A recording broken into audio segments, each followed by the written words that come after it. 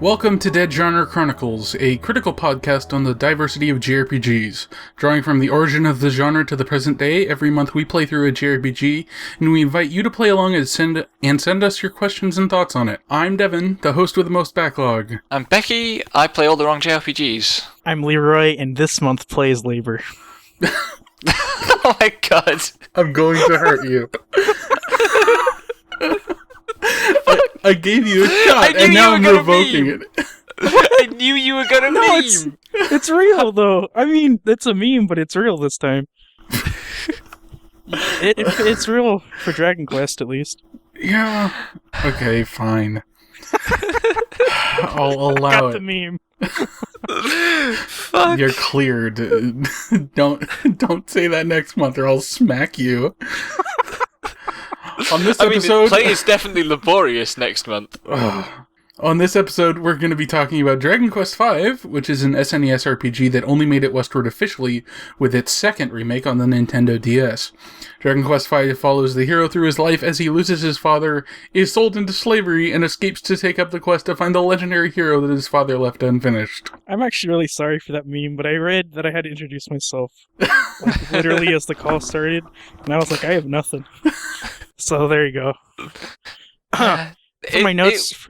It worked. Go ahead. For my notes, I just wrote, it's Dragon Quest, and I think,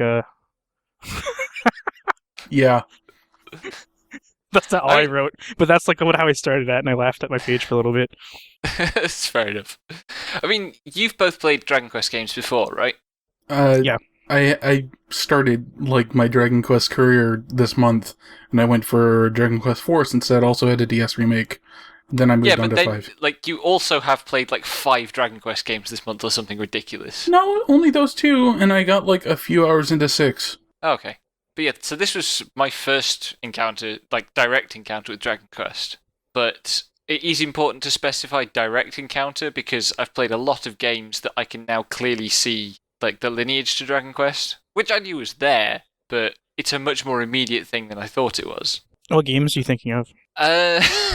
So somewhere I have a list of all the JRPGs I've played this year, and basically about 2/3 of them. Well, I mean, if you get really abstract, you can just say, here's the Final Fantasy side of JRPGs, here's the Dragon Quest side of JRPGs.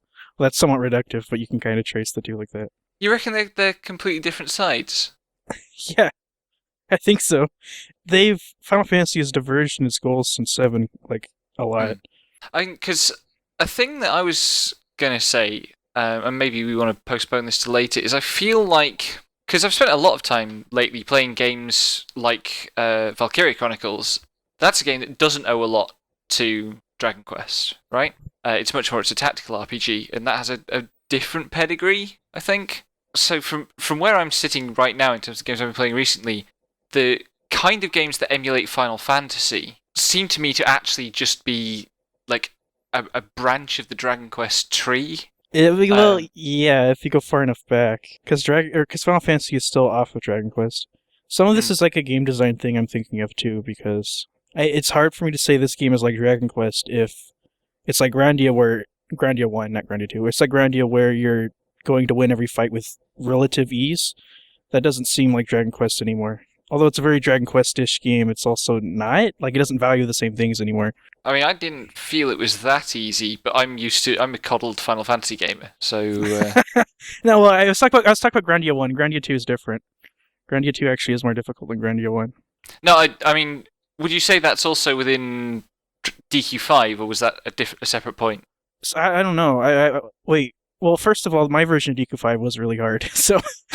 That's true, you did play the harder version, I suppose. But, I mean, I found, I think the core things that make DQ5 difficult are still there in the DS version. We use this phrase random encounters, right? Which means a whole breadth of things across the broader field of JRPGs, but in DQ5, encounters are really random. it's not just that they occur at random, it's that the composition is random and there's a lot of variation in it. And the moves enemies use, there's a lot of fluctuation with the randomness there as well, because if they use the wrong move at the wrong time, you're screwed. Or if you get surprised. Yeah, that too. I mean, there's like the chance of being surprised seemed to be really low in the DS version. How but dense was the encounter rate in the remake? pretty high, not merciless. I've definitely played worse. Because Yeah. Dragon Quest V is like Breath of Fire 2, where it's like 2 steps you're fighting a battle. Yeah, the Yikes. thing is, because of how they changed how, like, it's not a tile-based move system, like, the maps don't work on a tile thing anymore, and Yeah. also they're a bit larger to accommodate for the fact that they're 3D, and you can move around a bit more freely.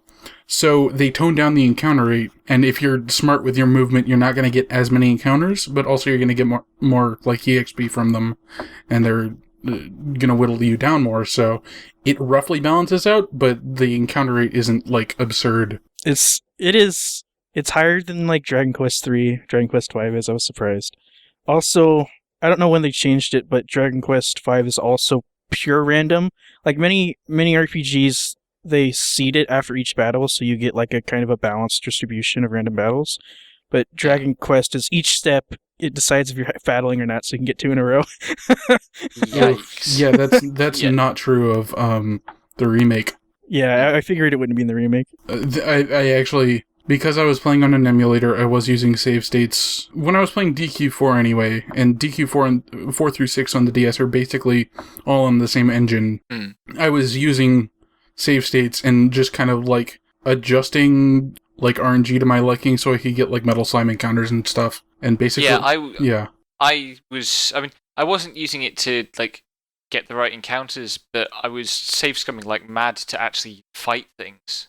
Even like the only time I did that was when I was trying to catch a cure slime in Above It All Tower, because I was just like, okay, if I encounter one of these, I'm gonna brute force all the possible options I have to make sure I catch this stupid thing, because they're rare in that place, and that's the best place to get them for a while, and I wanted to get him up some experience so I can have a wagon healer. Yeah, for me it was any time that somebody died and I needed to res them using the first res spell, which has like a 10% chance of success or something. It's not that low. Yeah, it's 50. It's pretty fucking low. No, it's 50. You just It's have bad real luck. 50. It sucks. Not really. Becky's right. It's like if it's 50%, then I have the worst. I genuinely casted it 6 times once, it didn't demonstrably work. have bad luck. Like, But sometimes it particularly works for trying first to get, try. like particularly for trying to get a second character rezzed in the same fight. I found it never happened. The thing about I know. that spell is you just don't use it in battle. It's I never relied on it because it wouldn't work. Yeah. Yeah, but It can like, still fail sometimes outside you've of got battle. yeah, sometimes you've just got to have a res in battle. So what are you gonna There's do? there's res items. Yeah, you dress Limited your amounts. Yeah, leaves. they're pretty rare. They're pretty rare. Yeah, I they're pretty rare. bought unlimited of them from the casino because You the can get them casino from the owns. casino. I forgot about that. The casino's Um, interesting. Yeah, just on the point about the res spell though, a thing that I noticed through repeatedly save scumming that is that the RNG doesn't seem to seed off anything except player input, Yeah, for whether it works or that not. is entirely true. which And it's that persisting onto the DS is a no, that's not persistent. That's a change from the SNES. You didn't, like Leroy was saying, it's actually just like random as shit because it just runs off like the clock on the SNES. It's like actually seeded off player input in the DS version. yeah, but it's not also seeded off the clock. So if you do the same thing every time, you get the same Yeah, RNG result. That's what I'm saying. Which it's a little not bit galling when yeah. the RNG result you're getting is your fucking res spell failing. I don't even know how to game that RNG because if I wanted to do that, for example, I just have to reload my state. Although I never tried to game Vivify because. Well, whatever. I watched I watched Is it a easy to TAS. do? I watched a TAS of the SNES version, Oh, and basically they manipulated the entire thing so they got crits all the time, and it's just like, okay, this is literally a clock cycle RNG system. There's no Oh. way to game this with save states unless you're tassing it, and it's just like, okay, but like, I was definitely able to like here's a cure slime that I want to catch. I'm gonna make every single combination of my party attack it and hope that one of them will be like, yeah, this is the combination that will get me the cure slime to join me. And it worked out because it's entirely seated on like what commands execute, whether they actually get a chance to go off or not. RPG RNG is so weird. Yeah, it's a thing. And it felt, I mean, it was weird to me how primitive the DS port felt in some ways, because that only randomizing off player input is old school. That's generally. That's on purpose. Yeah, well, no. anything that feels old's on purpose, though. Like, obviously. Okay, so I might talk about Golden Sun a lot in general, like, because Golden Sun is like what ended up being my intro to kind of classic-ish RPG style stuff. The RNG in that game is entirely manipulable to the point where there are guides online where you can go to specific areas with specific party setups and execute specific moves from a hard reset to get items to drop. And they're like, otherwise they're like 1 in 256 drops. Yeah. And it's just like having randomness seated on either like number of sprites that have been going on, which is a thing that, or like number of characters that have been displayed, is a thing that Earthbound did. And there was that like pseudo task run at RPG Limit Break that was absurd to watch. But like, yeah, it's just kind of like that's the style of like RNG they like and went for with and decided to keep, because Dragon Quest IV is also like the clock seed thing, but I think Dragon Quest VI might have been like the whole player seeded input stuff. And if they decided to go with that, I was fine with it. I also played Dragon Quest IV, which is actually marginally more interesting and difficult than Dragon Quest V. So, it never really caused me any issues. And if there were any like major bits of RNG that seriously fucked me over, I was in a situation that I would have been fucked over anyway. So, I mean, I suppose that's probably fair. Dragon Quest V's difficulty is interesting compared to other Dragon Quest games, because I feel like the encounters are like generally more savage than other Dragon Quest games I've played, but they give you like tools to deal with them that other Dragon Quest games I don't think they would give you unless they got like more nice about it later on. But like once you have the Sage Stone and Staff of Benediction, you you have no net loss on your HP at the end game, so it's like I don't know why it's so hard anymore. Yeah. Yeah, okay. It's very Once weird. I got the Sage's Stone, it was a lot easier because that item is hilariously broken. It's like a conflicting thing where it wanted to have this. It's like an illusion of difficulty, I guess. But they make it. Another thing is how this is a random factor of the difficulty, though. But like depending on what monsters you have, the game can become extremely easy or wildly difficult, and it's random if they join you or not. And also, like, a couple of things to note. Dragon Quest V gives you the Sage's Stone, like, outright. Dragon Quest IV, you had to find it in, like, one of the last dungeons, and it fucking sucked to fight the final boss without it, and then go, oh, I was supposed to find a thing that let me cast mid-heal on everyone every turn for free. Okay. But then... Yeah, there's also a difference between the version that Leroy played and the one that Becky and I played, in that you're only allowed to have 3 party members in the SNES version, like, active, which is painful. It's I think it actually the reason why I stopped complaining about it is because I really enjoyed Dragon Quest II, which also had like the same kind of themes of family, and it was also limited to 3 people. And I'm pretty sure the reason they limited to 3 was to call back to Dragon Quest II, even though they yanked it out immediately, because it is kind of like, why? It feels... how big's the caravan? Like, you've got like the 4 up front and then 4 spare in the wagon. So I think it's still 8 in the SNES version too. So it's awkward having 3 in battle, but 8 total. it's also just weird to consider that like they give your character a wife and 2 kids, and you can't have all of them in battle at once. No. In the original, which is just like, that's silly. I ended up using all of them in the last fight though, but that's just because of how I played the game. I didn't. Once the wife came back, I didn't go through the effort of leveling her. I was leveling Yeah, everyone else. I did. So I did. I don't know why I did. I shouldn't have. I put a lot of extra time on my file. I definitely would put a lot of extra time in. I kind of feel that, like, so I mean, you said that you thought that the encounters were fiercer in DQ5. Yeah, You're right. definitely. Because I kind of feel like the encounters I remember were definitely fiercer, but there are a lot of encounters that weren't, that blurred together. Well, there's a lot of encounters, at least in the DS version, where it's just two monsters of the same type. They're one group, and you just take them out, and it's very, very quick. Oh, I never got and that. then it's really yeah, like no, once you hit the fire cave, it's pretty much 3 monsters at like that's like the smallest it gets, and then it'll just grow from there. Like very rarely I'll get a 2 monster encounter. and usually they're gonna kick your ass anyway because they're 2 strong monsters. 2 great dragons. I guess I didn't find that, but like I did find that it was when like it randomly went, here's 4 groups of monsters with 3 dudes each. That was then suddenly it's very hard. But there was a lot of variation between, like a huge range of variation between the weakest encounters and the strongest ones. The effect of which was to make quote unquote grinding, 1, not very grindy, and 2, incredibly tense and nerve-wracking in a way that I'm completely not used to thinking of grinding as being. Yeah. Like, this isn't really a depletion game, which, like, normally when you talk about a grindy game, like Breath of Fire 2, for example, grinding means maximizing your number of encounters before you have to go and heal, yeah? But in this, any encounter that you get could be the last one that you have to fight, that you're able to fight before you have to go somewhere and recover, because any encounter could just completely flatten you. I never had that problem, oddly enough.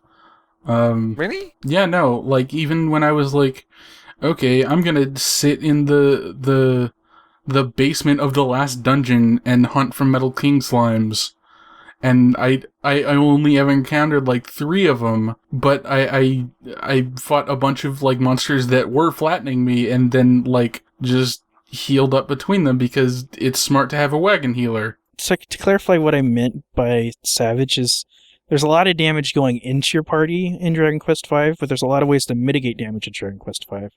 So, it's unlike how Dragon Quest III plays, for example, where you have pretty limited, you have good healing, but it's very limited, and so it is more of a depletion game until you get to the late game. But it's more of a depletion thing. But Dragon Quest V, as early as the fire cave, you're going to be facing death spells, and you can just like your party just get ruined. God, it's just fucking death spells. There are too many fucking death spells in this game. Because Dragon Quest V, I saw those get cast twice ever. What? Yeah, I saw sacrifice... fights where I lost 3 dudes to death spells in one fight. That happened to me too. They killed the daughter once, and that's it. I'm really glad. Glad there's still like the scaling stuff. Like Royal Cloak, for example, makes you immune to death, and I'm like, thank you for that. But yeah. So the reason you have eight people in your party and they need to be doing something even if they're not fighting. That's what I got out of it. But like once I hit the fire, I keep saying the fire cave. That's where I feel like the difficulty ramped for me.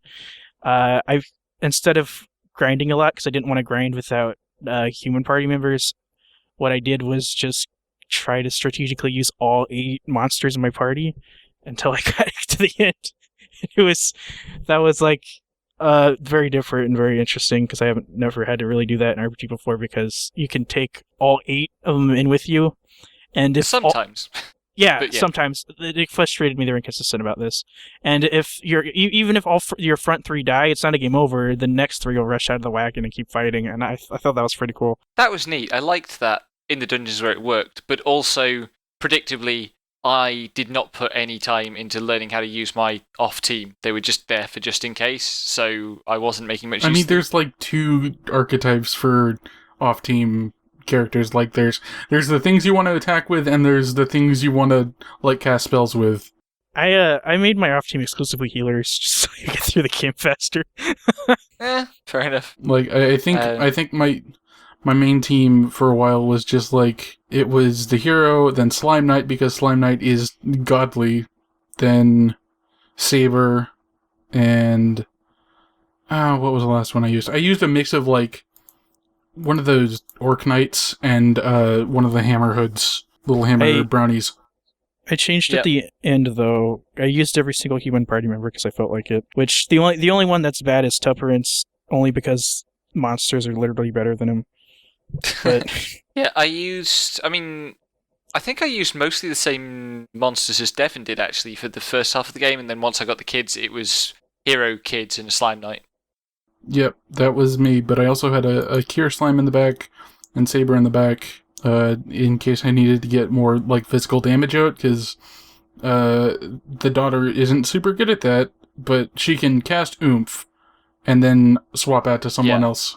And then that combined with, like, getting my Slime Knight a Falcon Sword was the best. Which one's the Falcon Sword? It makes you attack twice. Oh, right. Yeah. Mini medals, oh boy. I had Tufference using it. Oh my god. I didn't even recruit Tuppence, so I'm bad about that. One thing, the SNES version is actually absent of party text at all during the third part. I'm assuming because they ran out of space. So it's actually like a soundless, textless game. It becomes old Dragon Quest, and that's weird. Anyways, I read the DS remake. You could talk to your party, and that's like the one thing I regret not being able to do in the Super Nintendo version. Yep, and like you have the whole phase when you're with Bianca, and then with whoever your wife ends up being, and then your kids, and you can talk to them during all that time, and it's nice. Bianca's really good, and then the kids are all right, I guess. It's nice because it's lots of little things, and no one of them is terribly profound or powerful. But I found that it's on the button it's on is also cancel out the menu, and I'm always just like when you're leaving the menu, you're just mashing that button because you're 8 tiers deep in every menu anyway. So you just mash the button, and you always get the next voice clip when you come out the menu. So it was never disruptive to have it, and I never needed to go out the way to get it because it kept popping up. I mean, you never had to go out of your way to press B anyway. Like, it's one button. But no, I mean, I never had to stop and think, oh yeah, I should check if there's anything new on the button, because it just happened. I did, because they have like a different line for every time someone mentions like a plot point, and you talk to the townspeople and then go, "Hey, what do you think, kid?" And it's just like, "Oh, we should go to that town. It sounds like we could help out there." And it's just like, they have a different line depending on who you talk to sometimes. And yeah, it's actually pretty intensive. It's a different experience for me though. The late game became this really weird solitary affair where no one talks. That's a shame. We're going on a road trip and no one say anything because we're going to get your mom back. Shut the fuck up, or I'll turn this wagon around. I need my peace and quiet when I fight, kids. No one say anything. My Uncle Goo. Oh my god, the weird Uncle Slime Knight. Ugh. But okay. it kind of set this thing though, because you progress through 3 generations. You start as an actual child, and then you grow to adulthood, and then your next phase in your life is getting married and staying 20 forever. But well, I mean, like you're a child, and then it's 10 years later, so you must be a late teen, and then it's 8 years after that is the marriage part of the story. Is kind of after the wedding. Because you're petrified for 8 years. Yeah, but but you don't age when you're petrified. Sorry? You don't age when you're petrified. That was my joke. Yeah. that was what my joke was. Anyway, sorry, walked all over your punchline. I apologize. It wasn't a good joke, anyways. That's fair enough. I would like to talk about differences in the structure, but first, like on my old point, like in the SNES version, you start out. It's like a really vibrant, direct, and bouncy game. When you're a kid. Because there's a lot of text happening, there's a lot of story, there's a lot of expository, and you're kind of distant from it. But then, as you grow up and they run out of space, there becomes less and less talking, and the world becomes more dreary. It's kind of inadvertently systematized, kind of toxic, reclusive masculinity. There, right. It's this really stark representation of what it means to be a man and turn into a man, but also. Completely silent, sour dude. But also on a game design side, like the first part is kind of like I'm assuming it's like Dragon Quest IV, where It's like this. It's like Dragon Quest storytelling, basically. But then once you hit chapter 3 and it's more open ended, and you're exploring. The game's also not completely silent, so Dragon Quest V progresses into like the older Dragon Quest games. So it shows this genealogy of being a man, and also, or not genealogy, whatever. Yeah, that's a good enough word. And then also like it connects two kinds of eras of Dragon Quest has been in like what it's doing like now, and then what it did before in the same game. And this is kind of interesting. Yeah. I wouldn't say it's quite as stark as that, but I do feel like it gets a bit drier once you have, like, a general, like, we need to figure out how to save my wife kind of deal, instead of, like, let's go, I apparently have a hometown that I can go back to. Let's go to Gotha, and it's a... Yeah, that's what it also makes me laugh, because it's just like, oh, we're married, we spent the night together, I'm apparently a prince, let's go sort that out. And like on the way there 9 months pass, because I really like that, actually. That's kind of it's a good abstraction of like travel time, but also it happened in like 15 minutes for me, and I was just like, that's a little weird. Yeah.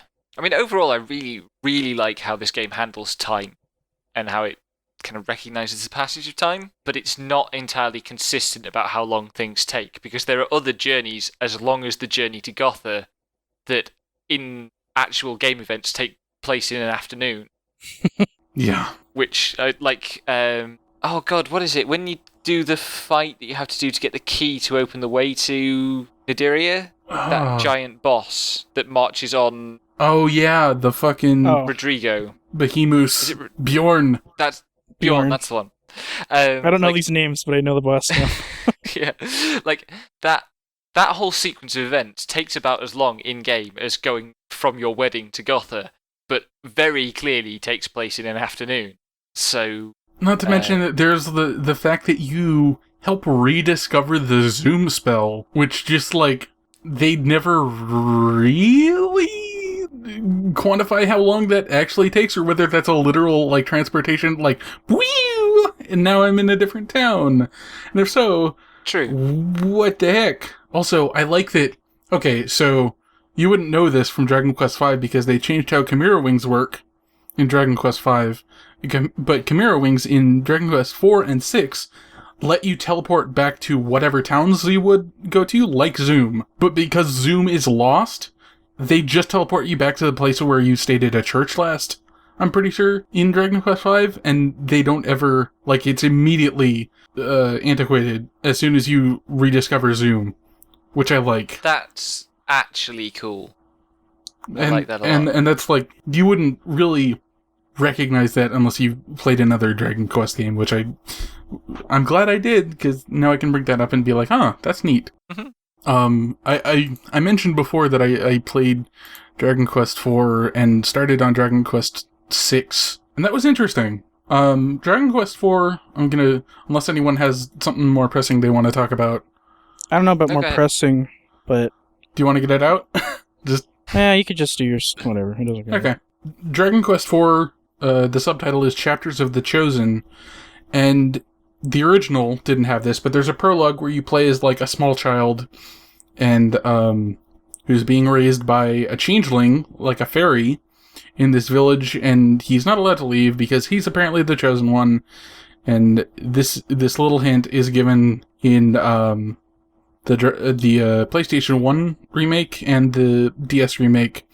And then it goes on to have 4 different chapters introducing members of the party, and it's interesting because, like, it starts out with a guy named Ragnar McRyan, which is incredible. It's a video game-esque name. And everyone talks like they're from cartoon Scotland in his little neck of the woods. And then it moves to Russian Princess Elena. I forget her last name. It's something Russian. And her attendants, Kirill and something, a priest and a mage. And then you go to Torneko, who is a merchant, and there's a ridiculous like loop of money that you can get and prep for the main game, which I ended up not even needing because money is kind of easy to get. And then you go to Maya and Mina, a pair of sisters who want to get revenge for their dad's murder. And like it goes through all these things and leads up to the chapter when eventually the hero, the character that you named at the start, is actually relevant and his village is destroyed by the big bad guy, I think it's Sorrow the Manslayer, who has been talked about like in one of the chapters before, but he's like leading this band of roving monsters and trying to find the hero and kill it so he can reign and destroy humans, because humans are mean to the girl he loves because she's an elf, and when she cries, her tears turn to rubies. And they want to, like, abuse that fact. And it's just like, that's really weird. But also, like, yeah, that's a really basic tragic villain. Okay. And then you have to go through and regather all the people you played as the hero now. And it's interesting because you also have to do this while gathering the Zenithian armor and other items. This is a kind of a weird link, but this is kind of how Live Alive works. Yeah, basically. It did predate that a bit, but yeah. Yeah. Just what came to mind as you were talking about it. Yeah, and I really liked it, and it was weird playing a game in, like, concrete phases like that, where you would have very distinct little arcs, and it kind of paved a good foundation for understanding Dragon Quest V's arcs and Dragon Quest VI's stuff that I got to play. But also, like, I brought up how the final boss was a pain in the ass without the Sage's Stone. Despite, like, being the chosen hero and everything, Dragon Quest IV, the final boss, Sorrow the Manslayer, he's been fucking with the secret of evolution and evolving way past what he's supposed to. And he turns into this giant devil thing. And the final fight is just the one guy, but they take advantage of, like, really good sprite work. In the DS version, at least, it looks a lot more intense, but in the NES version, it probably looks interesting as well. Basically, he's just this tall thing, and you attack him, and one of his arms just gets blown off once you do enough damage. And then you attack him enough, and he does that again, and his other arm goes, and then you punch his head off, and his entire torso turns into a head, and then he starts regrowing limbs. And each of these is like a phase of the boss fight, where you have to do a pretty substantial amount of damage. And then when he's in his final form, where he's just like this giant towering, well, not even giant, he's just like this big bulky thing that looks like, kind of like a precursor to how edgy the final boss of Breath of Fire 2 looked. But like a Kira Toriyama drew it. And it's just like this 7-phase boss fight for this like 6-phase game. And it was just like, yeah, that's really cool. And also, it kicked my ass. And I never had that problem with Dragon Quest V. So I'm just kind of like, Dragon Quest V is a little weak on that front. Because I really love good final bosses. And Becky is not gonna agree with me on that. But well, like I like good final bosses. It's just I have different opinions about what constitutes a good final boss. But it's true that DQ5, like the final boss, is not that challenging, really. I think the ending of DQ5 was the return to traditionalism. A lot of how it's paced and structured, it feels like Dragon Quest 1 again, which Dragon Quest likes to do over and over again. Yeah, I guess. And it has like the, like, oh, you beat me in this form, but that's not my true form, blah, blah, blah. And then he turns into a dragon. And then he turns into a Dragon Ball character. And you beat him again, and he's just like, no, I'm yelling in Cyrillic. And I think that's like on purpose, because the whole generational thing, it's It's like you get to play Dragon Quest 1, but you also get to play what happened before Dragon Quest 1. I guess so. I mean, like, it's a strikingly unconventional thing for most of the plot of the game to be not being the legendary hero, but without entirely knowing it, ensuring that the legendary hero is born. It's the circumstances of the legendary hero. Yeah, I mean, this game really is, and that makes it a much more compelling engagement with the idea of a chosen hero, a destiny, I think. Because for the first 2/3 of the game, you're looking for the legendary hero. There's no guarantee that it's going to happen. It might just be a myth. And that's lots of these stories, latter-day JRPG stories, that just have, oh, this is the chosen hero. It comes across as really trite. It's really just, you feel that this is an entirely contrived thing. Whereas DQ5, I guess, I was expecting to play a hero, so I knew something heroic was going to happen. But it's a more nebulous thing, and I liked that a lot. And it was good to. I wish that.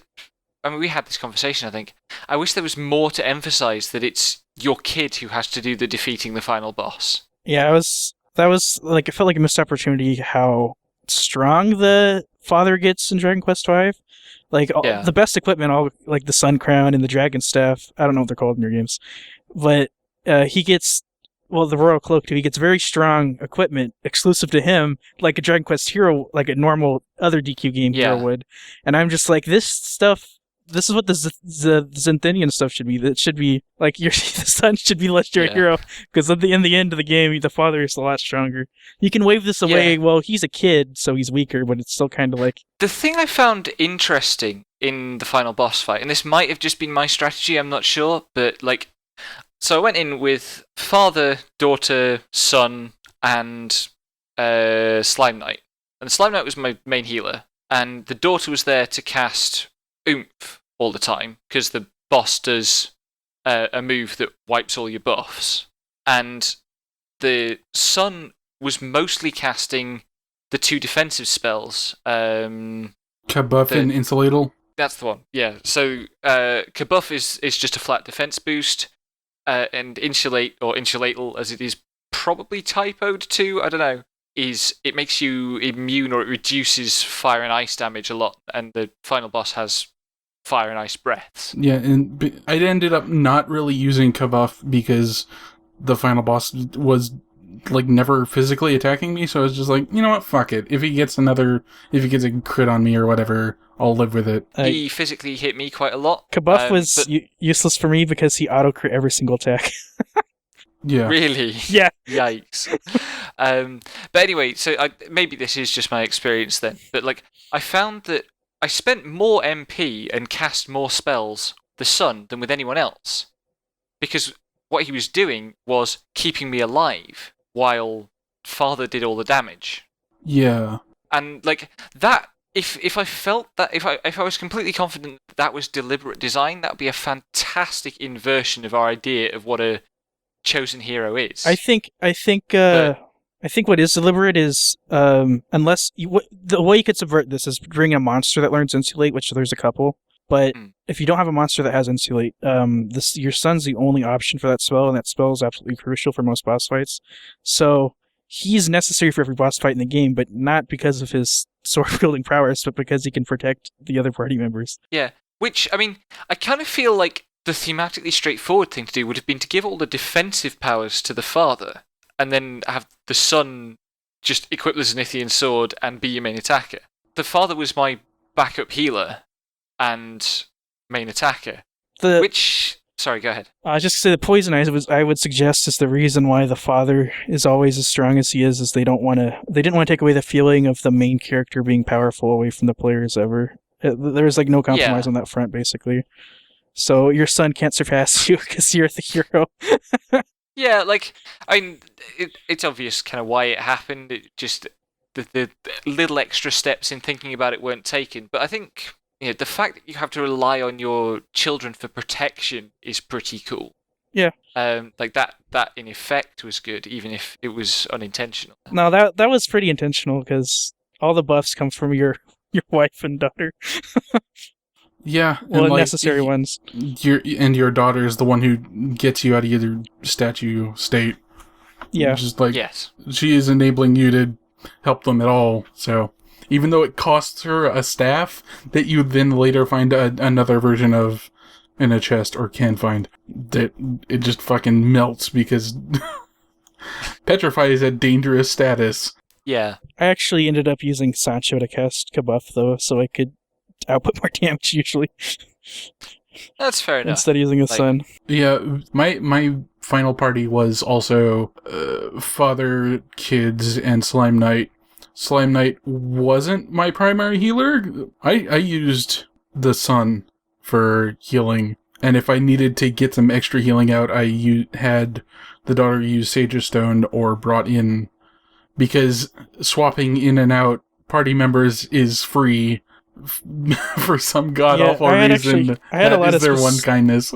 I had a lot of weird specific healing going on because I had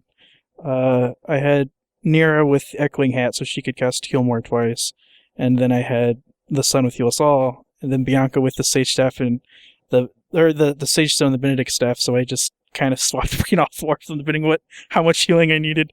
Yeah, and it was also funny because, like, I don't know if this is true of the original, but at some point, I don't think this was true for most of the game, but like maybe I just didn't get a multi-heal until late enough that I felt like it was weird.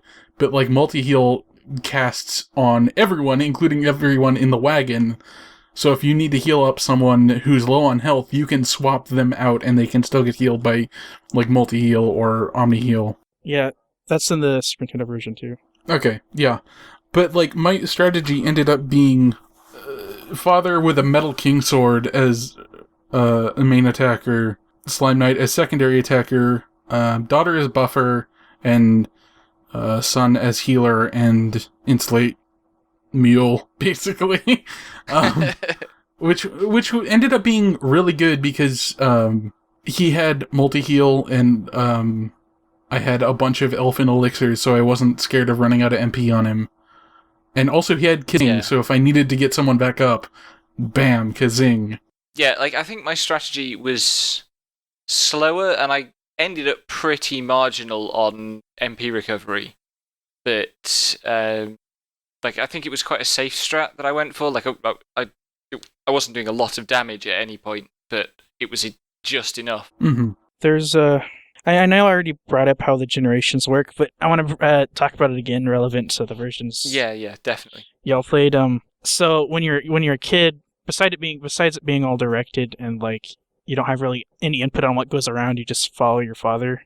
But I mean that's direct and that's obvious. But what's interesting is the dungeons when you're a kid. They're like really playful. Like there's the one where you slide around on the ice, and then there's the ghost one where there's a lot of false rooms and like goofy stuff going on, and that kind of attitude to dungeon design never occurs again once you're older, because I'm assuming because you're not a kid anymore and it's not fun to go around and explore anymore.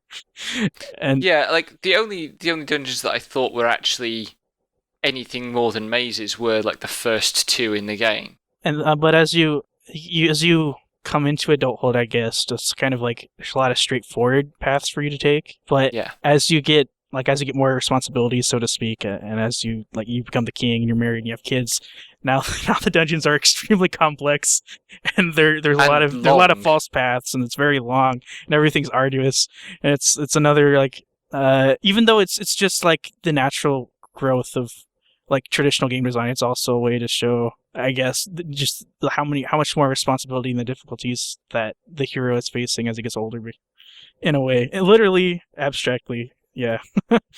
Yeah, I mean, there's also kind of theming stuff to it, like, because a big part of the child section is you go to Fairyland and you do a thing for the fairies. Yeah.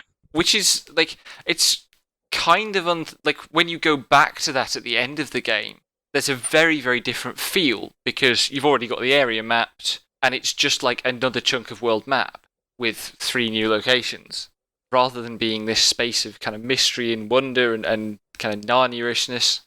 And that was another thing that transitioned really well from childhood to adulthood. Yeah, it did. It's suddenly you can approach the myth and the folklore in terms of its its function and its place in history, rather than it just being an adventure.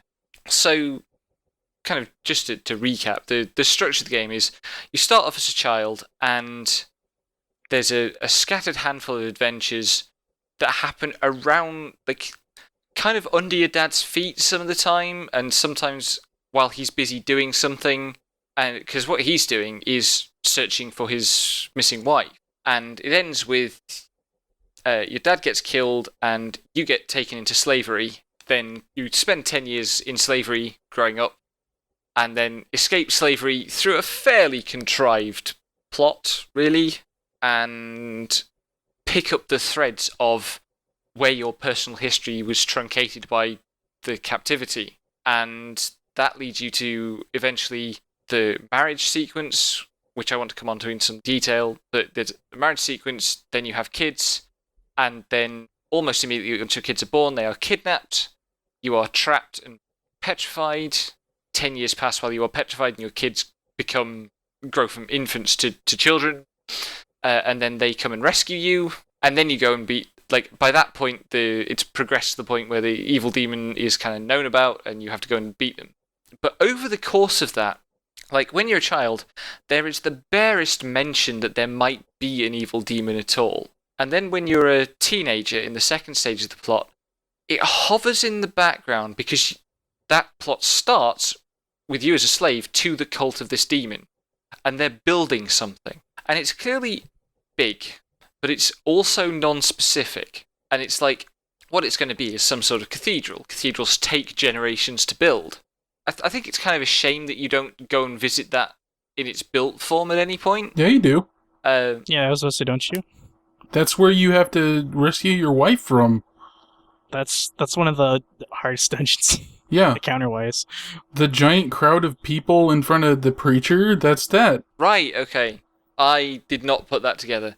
That's stupid.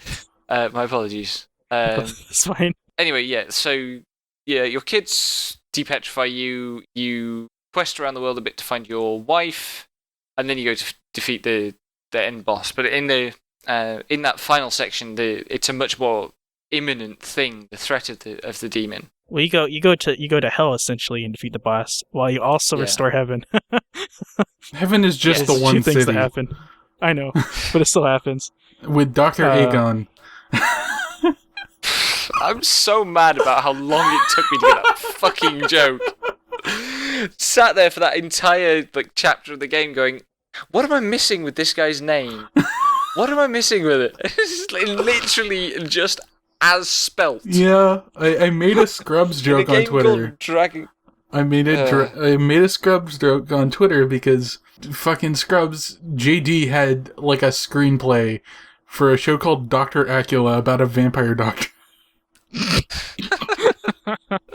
And I was just One part of the game, or this is what bored me about the game, unfortunately. I just couldn't take it at face value, I guess. But, you do a lot of returning in Dragon Quest V. You return to the same areas. And, it recontextualizes it depending on what's happened to the hero and how old he is. But, right after becoming a slave and going back and going to the same places I was a kid. But now you're doing it yourself, right? And you're choosing where to go. But I was still I've already been to all these places.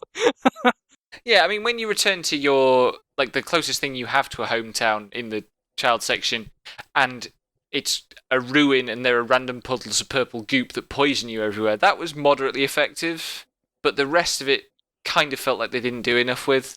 I went back to, out of my own volition, I was I'm going to go back to the town where Bianca lived because... Yes, yeah. And that's a pretty solid, hey, I'm free, let's go see, the only person I know other than my dead dad, see what's going on. And then it's nope, she moved.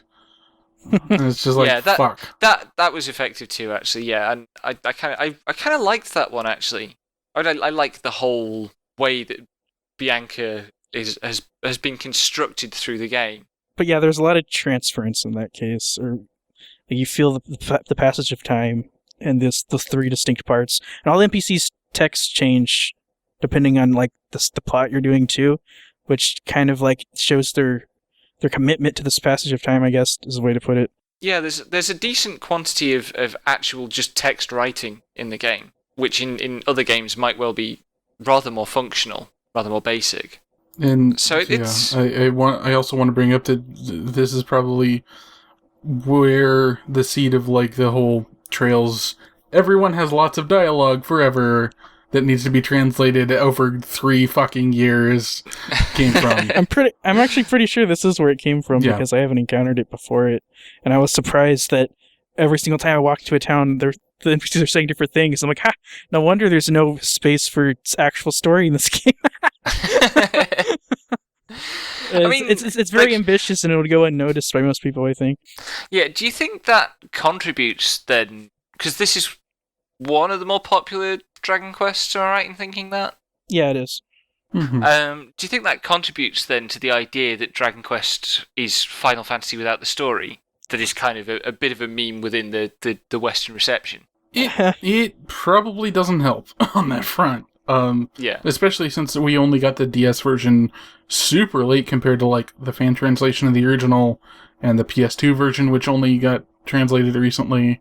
So like, Well, Dragon Quest up until like it started changing with 5, but well, I guess it changed with 4. I don't know, but Dragon Quest has always been more hands off. It doesn't really have a story, at least as Westerners think of narrative, exposition, diegetic story. It's about exploring and your relationship to things. Yeah, Dragon Quest IV definitely has like it has cutscenes and like a narrative to follow. And it has a tragic villain. It's like, but that was like the SNES era. And they still managed to jam all that in. And that was like the Dragon Quest IV or Dragon Warrior 4 not doing too well in the States was what caused like Dragon Quest 5 and 6 to not get local release. And then they came over with 7. So see, that's like a mire of a thing, because what Enix has said on record is that they didn't want to pay for the production cost of a larger memory card of localizing Dragon Quest V because of how much text is in the game, which is really just NPC text. Mm-hmm. But Enix also brought over every single quintet game for some reason. So I just don't know. I don't know what their priorities were at that time, because we got every single quintet game in 7th Saga, but we didn't get Dragon Quest V, and that.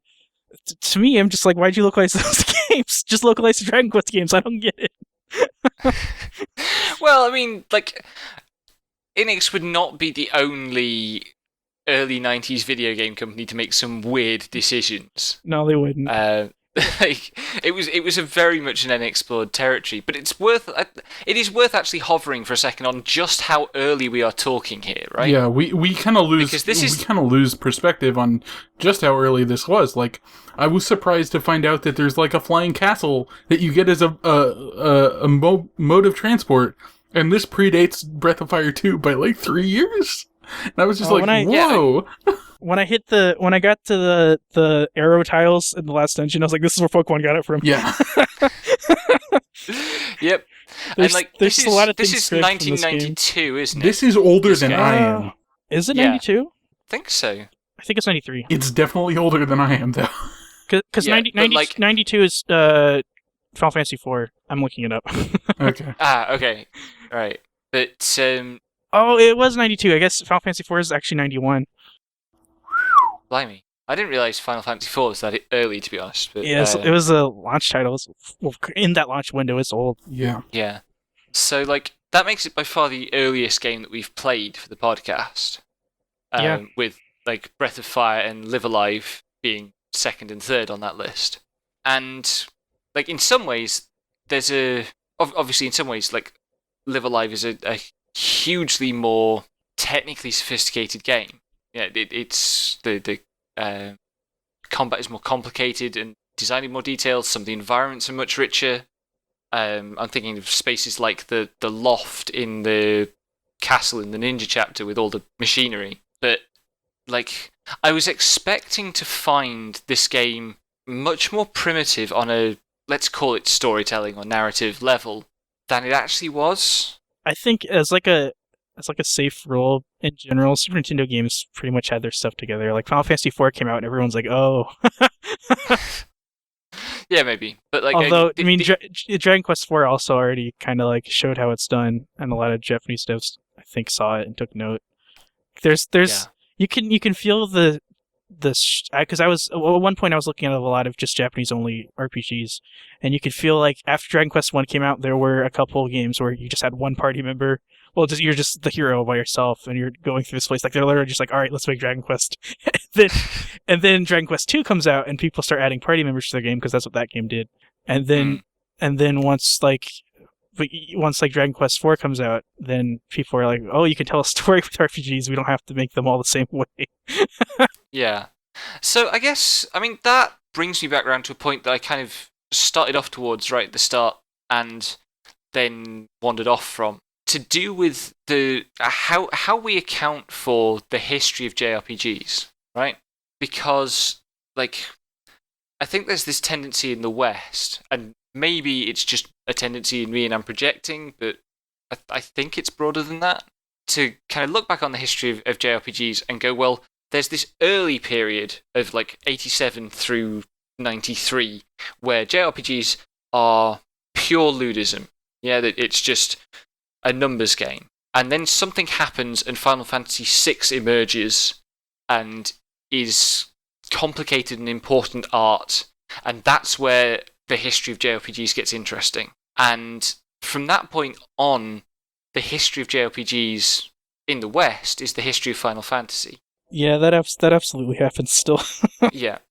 And it's still true. The history of JRPGs is still large. Like the last 7 years of JRPGs is entirely the history of FF13, and the only other games that have poked through that have been games that absolutely cannot be fitted to that template, like the Persona games. But I think that tendency we have to take Final Fantasy as a template. We talked early on about these being two, like the Dragon Quest and the Final Fantasy branch of JRPG history, and whether those are equal branches or one is like a spur from the other. And so the feeling I got playing this game specifically as my first Dragon Quest game, when I've played 10-ish Final Fantasy games, I haven't actually counted them, was that this one game gave me much more actual concrete understanding of the lineage of JRPGs than all the Final Fantasy games I've played put together, because we've mentioned before on the podcast, there's really no formal core of post-FF6 Final Fantasies at all. They're completely different games unified by a title. It's a brand more than a series. Yeah. So I guess, and you've both played more of the older games than me, to what extent do you think the Western history of JRPGs in terms of Final Fantasy is just completely a distortion? I think it's like wrong. It's mostly wrong. The thing about video game histories is it's almost always based off of what game sold the most, and then we identify. We try to identify, okay, why did this game sell the most, and we pick out a bullet points of this is why the game sold a lot, and then we say, okay, any game that utilizes these bullet points are why this next game was successful, or what influenced this next game. When I don't think RPGs iterate like that, really. It's more of designers doing what they like, or seeing another game and like seeing the ice or the arrow tiles, and they're like, well, that's cool, I'm going to put that in my game. Even, like, it kind of its simplest stuff as well. So, like, again, I mentioned the one thing. Well, I'll just do one quick point. Yeah, go ahead. Final Fantasy IV is fucked up and confused and broken, and its counterpart Dragon Quest V is like pristine, and it's like cohesive, and there's like no mistakes you can really find with it besides like you don't like grinding or something. So Final Fantasy was still very much finding its legs at this time, and it was largely ignoring the really polished approach Dragon Quest did to try to find its own identity, but like it was making a lot of mistakes, while Dragon Quest was like a juggernaut of traditionalism, I guess I would say. Do you mean like purely technological mistakes, like, you know, stats, the famous example, the stats that don't work and stuff? Or do you mean I'm talking ludically. I'm talking about the pacing of 4, the narrative of 4, and the character progression in 4 it's all very lopsided and unbalanced, and it's very arduous to play if you were to compare it on a formula level to Dragon Quest, it fails on like nearly every aspect. Dragon Quest V, I mean, especially. Right, okay. Because, I mean, in some ways I felt that, I mean, and this is going further forward in history rather than back, but like, comparing this to Breath of Fire 2, I felt that Breath of Fire 2 had a lot of polished things and I guess usability things that DQ5 lacked. And that sometimes I got very frustrated for the lack of. Like, DQ5 does not tell you simultaneously in battle what your character's current and maximum HP are. It gives you a bar that represents a percentage, but it doesn't tell you the numbers, and which makes deciding which heal spell to cast tricky. You only get that information once you have chosen a spell and you're in the menu to choose the target for the spell. And there's the infamous Jason Schreier point about how many fucking text boxes there are to use the save point, which I've got to admit that it did get irritating, just how long it takes to save. Yeah, those things are still left in. I was gonna say there's not even a bar in the SNES version. You just have to memorize what your character's max HP is. God above. And I did that though. Like that was just kind of like back in my mind. Like, okay, my character's at like that much out of. I know that they had this much when I started the battle, and I can keep that in mind. But like that's just kind of the person I am. I have a brain for minutia, and that's why I'm so good at garbage video games like this. On a usability front, Dragon Quest V is still exactly like the Nintendo games, and they seem to not want to change it. Yeah. So I mean that's why I asked the question about whether you meant technically or not. But like, I meant level design, combat design, basically, and narrative too, because 4 is stupid. Final Fantasy 4 is stupid. Okay, I mean I haven't played 4, so I can't. I mean, really tell. The only early Final Fantasy game I've played is FF3, and I've only played that on the DS port, which I would guess is rather smooth off on the rough edges side. Actually, it's not. They made the DS version of FF3 just as hard or harder than the NES version in some respects. Really? Yeah. And also added characters, like the party has a face instead of like these are the Onion Knights. Deal with it. Like the old Nintendo version is more specific and like definitely harder in most respects, but they didn't really sand off the edges for the DS port. They're just like, well, all the glitches are gone, and that's it. Oh, okay. I do remember it being like a pretty sluggish experience. That hey, a character from the DS port has made it into World of Final Fantasy, so what the heck? I saw a lot of people complaining because Dragon Quest VII on the 3DS just came out, and a lot of people were complaining about these usability aspects that they still kept in the game. It's really like in some ways I admire the commitment that they're still sticking to this template in 2016. But also I choose to play another game rather than. It gives the game like a really a deliberateness, and by deliberateness I also mean a cumbersome feel to it that you won't, unless you're going to go boot up an old DOS game, you're not going to really ever feel anything. Menus that have this kind of weight and this kind of struggle and distance from you as a player. Like there's a menu for every single thing, and they're nested ridiculously. Yeah. And I don't really know how to explain it except like it's kind of bad. I like it. I was gonna say I actually really enjoy interfacing with Dragon Quest because of like it just feels old. Basically, there's like like a medievalness coming off of just the way it feels intentionally antiquated. Right. The way it's designed from the UX out, like they're keeping all these things in to make you feel like you're interfacing with these old classic things, which you are, because that's what it is. Yeah, I don't know. Like, it's not to my taste, but it does have me wondering. And it's very dangerous to assume that there is some general truth on this. It does have me wondering what the Japanese response has been like to it. I mean, I bet you have. I bet you have people like mostly liking it, and then you have people snarking about why Dragon Quest sucks because they won't get on with the times. Like I would assume that's how it would go because gamers will be gamers.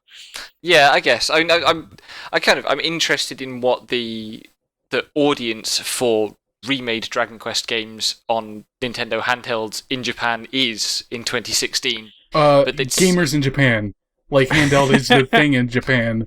That's why it's on handheld. Yeah, an interesting thing about the Dragon Quest remakes is most remakes are interested in like updating or like making it more usable, trying to bring new players in. But it feels like the Dragon Quest remakes are about preserving and appealing to their already established fan base, and they're not trying to reach across the aisle at all. Yeah, and that's why it interests me, because I don't know whether the modern Japanese handheld gaming audience has much overlap with the classic gaming. Looking from the sales figures of these past couple remakes, they're doing really good in Japan still. So yeah, like the thing is like people will always bring up that like fucking they can't release Dragon Quest on a weekday because then Japan will shut the fuck down. But that anecdote that's more relevant for like flagship games. But yeah, but like still, Dragon Quest X happened. We didn't get it. It still did decently on the like for what it was, which was a Wii U game, a Wii U MMO. But it was a Dragon Quest game, so like the audience that it could possibly reach loved it.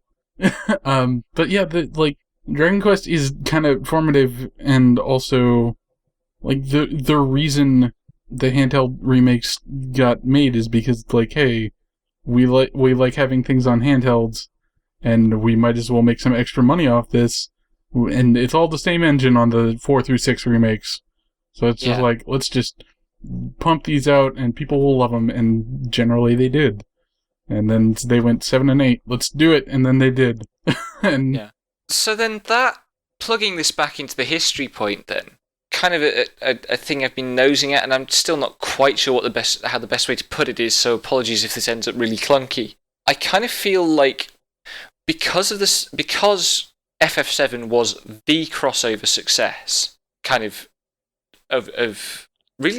Japanese games in America. There were other games at the same time, Metal Gear Solid, for example. But because FF7 was so huge, Final Fantasy has always been, ever since then, has been tied to a degree to chasing a Western audience. You definitely feel that once FF10, 12, 13 roll around. It's very clear that there are some pressures there that are coming specifically from English language culture. Whereas I guess I feel that Dragon Quest hasn't had that. No, it hasn't. It really hasn't. I would even assume internally, Square Enix would look at Final Fantasy as their international property, and I'm pretty sure they look at Dragon Quest as just for Japan, and that's why a lot of games don't come over here. They put no priority on localizing them or westernizing them because they've kind of already, they feel like the ship sailed, I guess. Yeah, which is an odd conclusion, I think. But yeah, but then like there are lots of other games that Japanese-made role-playing games that come out in America. Yeah, and in America they are invariably, without exception, held up by comparison to Final Fantasy games. Not always explicitly, but it's always there because that's what we understand a JRPG to be. Yeah, but the number of games for which that comparison makes sense is pretty small compared to the number of games that, if you do the same comparison to the contemporary Dragon Quest games, you get something useful out of. Yeah, if you noticed back on the podcast, there's times where I say, "Oh, Grandia is like Dragon Quest," and I'll say Pokemon's like Dragon Quest. I'll say Mother is like Dragon Quest because Dragon Quest is really formal. That those comparisons actually hold more weight because if it's like Dragon Quest, that conveys a specific set of things because Dragon Quest is unchanging like approach to design and rule sets, while Final Fantasy is shifting and. It's a really good touchstone for a JRPG. So Dragon Quest is a coherent attitude I can say a game is like, and Final Fantasy isn't necessarily the same. That's why I have to say it's like Final Fantasy VII if I was going to talk about Wild Arms 2, for example. 2, for example. Yeah. So and a lot of the other thing is a lot of the things that we might point to as being like a Final Fantasy game, they're actually just being like the bits of Dragon Quest that are still reflected in Final Fantasy games. The structure of world map section to town to dungeon that you see still. I mean, it's in Infinite Undiscovery, for example, has that structure. That's a Dragon Quest thing. Yeah, in the West we get mediated by Final Fantasy, but that's a JRPG thing. The more accurate history would just trace it back to Dragon Quest rather than going through Final Fantasy at all. Okay, The only I games... finally understand what you've been saying this whole time. I just it's finally clicked for me. Is Yeah, that sorry, go on. well, when people just describe, I'm just going to be saying your own points back at you because I just finally got it. When people describe JRPG like tropes or formal things, they say, "Oh, it's like Final Fantasy," when really these things come from Dragon Quest. I get it. Yeah, and that's kind of where I'm going. Like, the actual history of Japanese role-playing games is, the trunk of that tree is Dragon Quest.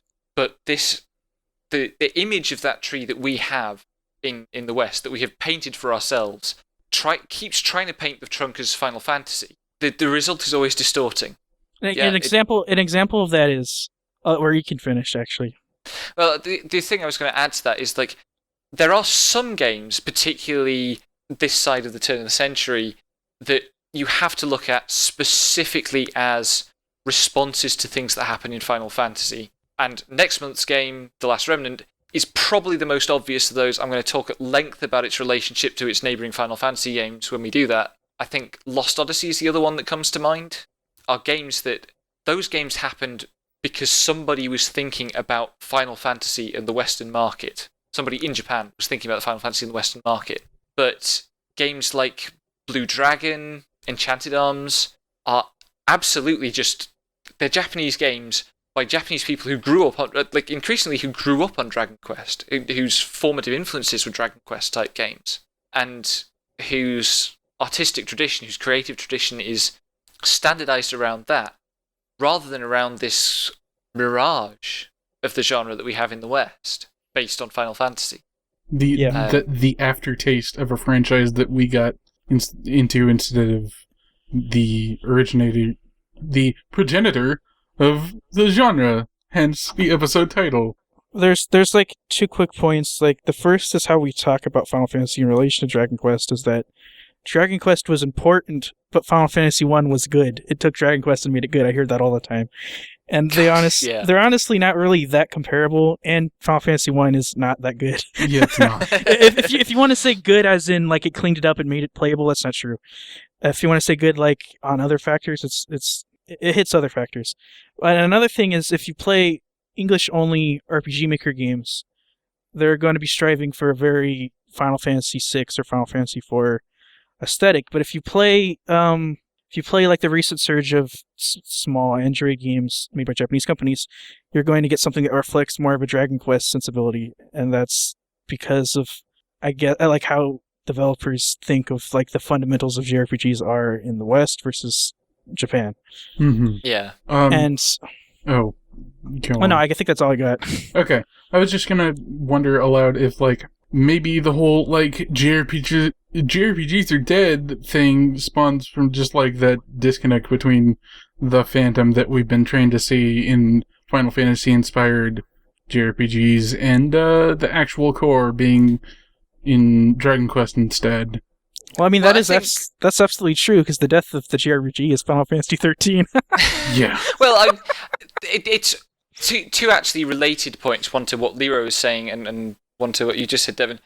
The death of the JRPG is a traceable commercial phenomenon, right? There was, in kind of 2005 to 10-ish, there was a major dip in the Japanese share of the international market, particularly in RPGs. And you can find interviews with Japanese developers saying they don't know what to do. They don't know how to sell games in the West anymore. There were genuine kind of industry-level fears about the marketability of Japanese games for a period. And then there's been an upswing since, and that's disappeared. The idea that the death of JRPG reflects a creative stagnation in some way, which absolutely has been attached to it by really fucking lazy commentators, is balderdash. And I hope that we have plenty of opportunities to show that. But there was a commercial dip. And related to that, Leroy, you were talking about the comparison between Dragon Quest 1 and Final Fantasy 1. The thing to note there is that Square made a massive marketing push in America on Final Fantasy 1. Yeah, it was the year of Final Fantasy.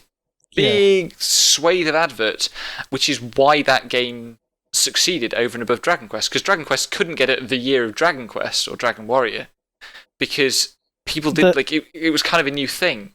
The best promotion Dragon Quest got was the copies that went unsold were distributed in Nintendo Power. Rip. God, that's so tragic. Oh, that's so sad. Because they produced because it was a huge success in Japan, so they anticipated great numbers in America, and they produced they made their first production to match that, and did not meet sales expectations. Ouch. And of course, looking back now, you can kind of see, even assuming that DQ5 and FF6 and so on represent the earlier part of the tradition, which is all I've got to go on, basically. DQ5 does. It does. Yeah. You can kind of see why that is, because there is... I think what I'm increasingly seeing with Japanese games is that they don't buy into the same ideology that Western games do. I wrote about naturalism recently on our website, which I see as an ideological thing in Western games design. It's not a thing that's ever sat easily with JRPGs, and this is why periodically you still see people complaining that JRPGs are unrealistic. Which is nonsense, of course. I remember a localization anecdote, I think it was from Final Fantasy XII, but an NPC in Japan just was a tutorial who just told the player, what buttons on your controller do what. But in America, they changed his dialogue to feel as if he was explaining to the Vaughn how to write a chocobo or whatever the tutorial was. Instead of literally telling you what buttons to press, they conveyed it through the fiction, because the reasoning was that a Western audience or the immersion of playing the game would be broken the moment a literal tutorial is brought in. But in Japan, they're completely okay with and prefer the direct information from their NPCs. Yeah. So, and that absolutely doesn't surprise me at all. I can well believe that. And I guess that's what the disconnect is, and that's the reason that our perception of in the West of JRPGs is so skewed. Is we have a natural tendency to rank games on this ideological scale. Are they, quote, realistic, immersive, naturalistic, etc.? And Final Fantasy, because particularly in the last 20 years, there's been this growing effort to make it trans-Pacific, make it Western accessible, there's been a flirtation with naturalism. And it's at its peak in FF12, and a lot of the bile that's thrown at FF13, you can understand it better if you understand it as a reaction to that game not being naturalistic. And it's very deliberately not naturalistic. We're also kind of seeing this with how everyone's gonna go gaga over 15. Maybe. I mean, I think the problem is FF15 is going to disappear under its naturalism to most people. I think, and they're just going to be like, it's not an FF game anymore. Going from this theory, though, the reason why Persona is doing so well is because it's explicitly a simulation. Despite, I'm waiting for the Becky reply now. So I'm working on a long write-up about Persona 3 at the moment. I actually think that the reason Persona succeeds is because Joss Whedon. No, sorry, that's my meme, and I stand by it to a certain extent, but I do have something more complicated, which is I think that what Persona presents is the pretense that you can, by engaging with Persona, know what it is like to be a high schooler in Japan, and you can experience being a high schooler in Japan, and that is where the naturalism comes in. And I don't know how true it is to being a high schooler in Japan. Clearly, most high schoolers in Japan can't summon spiritual powers to defeat the god of death, but it's very much about you can live in an anime for 70 hours. And you can see how that appeals to a particular kind of weeb, right? And also, a lot of normies for some god-awful reason. I don't get that. I don't get why Persona is popular. I think you can really boil it down to the romantic aspects. Why is Dragon Age popular? That is because people have bad taste. No, it's still a very untapped market in the West. So Persona and Dragon Age are these big, heavy-hitting dating sims because we don't play actual dating sims in the West. Yeah, it's also worth noting that on sales figure numbers, particularly in the West, Persona isn't that big. No, Persona's big for Atlas. Yeah, I think it's big for JRPGs that aren't Final Fantasy. Yeah, I think I remember seeing someone had worked out that all the Persona 4 games, like the spin-offs and stuff included, had sold about half as much as FF13 did. Yeah. Yep. Which I was just looking at numbers, and all of Persona 4 sold. I think it sold like 200% less than Dragon Quest 9 did, but that's global. Yeah. And oh man, I also completely forgot. I neglected to mention Dragon Quest 9, which is just a DS game, and we did get that, and it's pretty neat, and it did bonkers numbers. A funny thing about Dragon Quest 9 is a lot of Dragon Quest 8 is this by and far the most successful game just in America. And so a lot of people who really enjoyed Dragon Quest 8 went on to Dragon Quest 9, and they were so mad because they thought it was a betrayal. They thought it was like they made this great RPG with Dragon Quest 8, and the Dragon Quest 9 was like a return to Dragon Quest 3, where you have a class system. But they don't know about Dragon Quest 3, so they thought it was a regression. They thought they just threw out all the things that made Dragon Quest good. I've read comments like this when Dragon Quest 9 came out, and there were a lot of just really mad RPG gamers who didn't know that Dragon Quest 3 is actually one of the most popular Dragon Quest games in Japan. So Dragon Quest 9 was reiterating or pandering to that. Yeah. Which just for reference, which Dragon Quest is Dragon Quest 8? Is that Journey of the Cursed King? Yes, PS2. Yes. PS2 one, right? Yeah, I've seen that one in motion, and fucking hell, it looks good. Like, it's a really good looking game. Yeah. Dragon Quest 9 is a lot more simpler looking and it's a DS game, like it's original DS. Yeah, it's very ludic, and it's back to exploration, which is like games like that don't really come out anymore. It kind of reminds me of like Final Fantasy 3, where like once you unlock jobs anyway, like you can just swap jobs. You have to go back to a place to do it, but like there was a boss that I needed to fight that was like, oh, this thing is really weak to magic. I should train up some magic characters, and yeah, you can just like recruit rando NPCs. And this is a Final Fantasy history thing, because at the time, RPG gamers are very confused that a mainline game is playing like a Final Fantasy spin-off. They were like, this is not what Dragon Quest 9 is supposed to be. And it was... God. The disconnect's pretty funny, I guess. Yeah. Yeah. So, I mean, that's a huge chunk of stuff about the history of JRPGs, which, what's the rationale for doing a Dragon Quest game? Yeah. And I think it was a good call.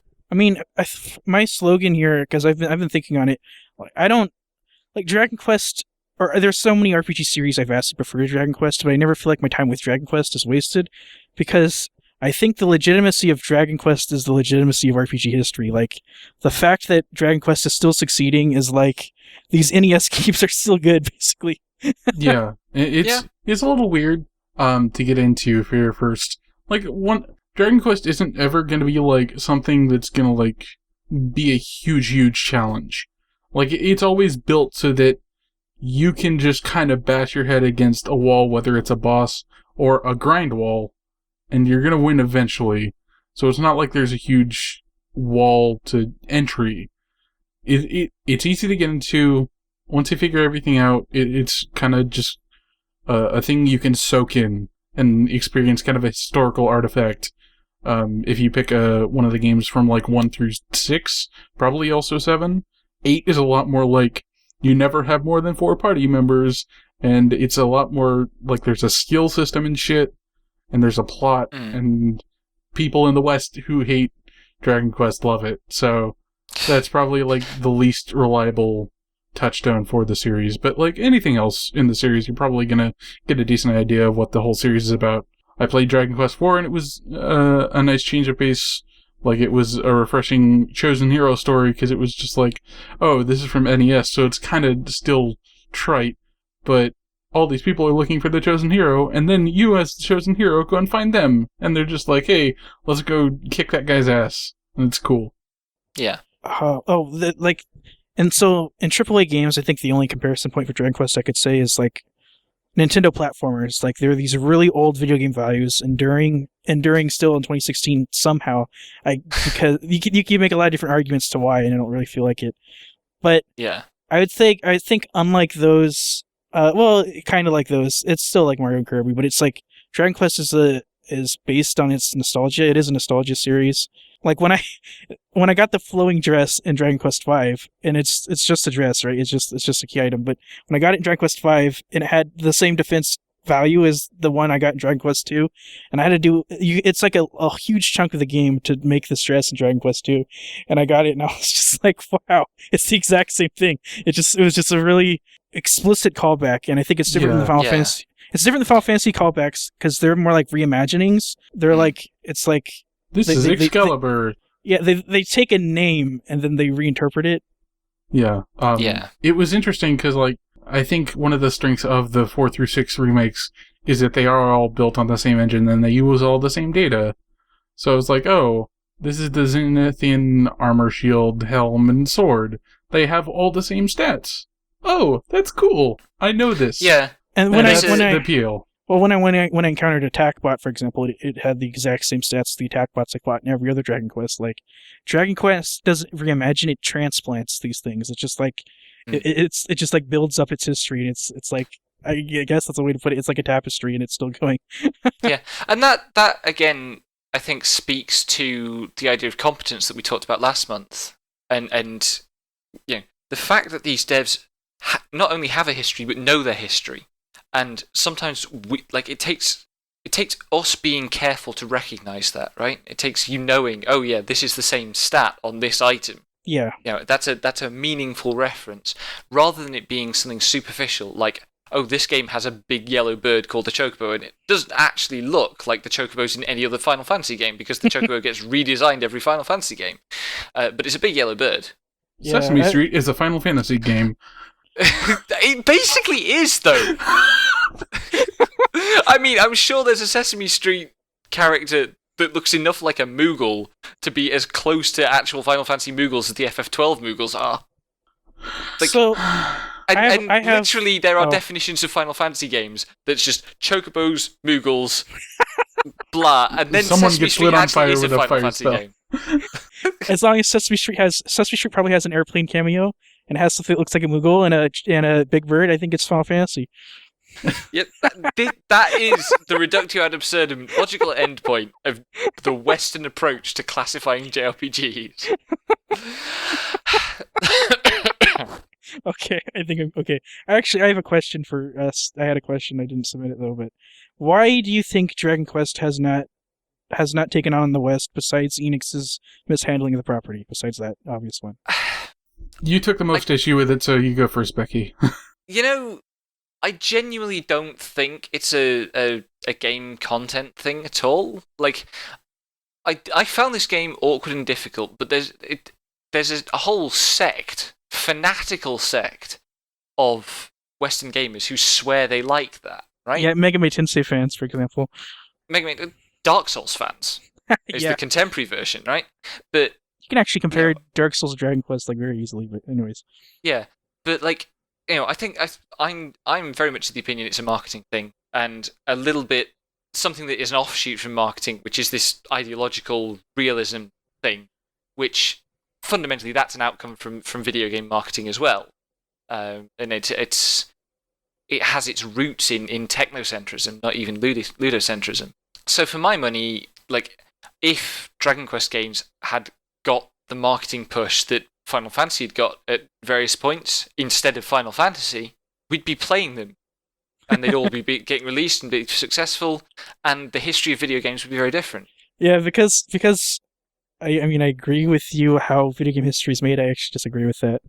But, you know, PR people in Square Enix are scrambling. They've always been scrambling for reasons, and one of the reasons this is when Dragon Quest Builder was coming out, and one of the reasons they said, their own PR said, is Western gamers look at it and they feel like Dragon Quest is a kid's game. When you actually play the game, it's a little more complicated for children to play, but that's been a kind of a hurdle for adults in the West to get into it. I suppose, like, I can see how that perception develops.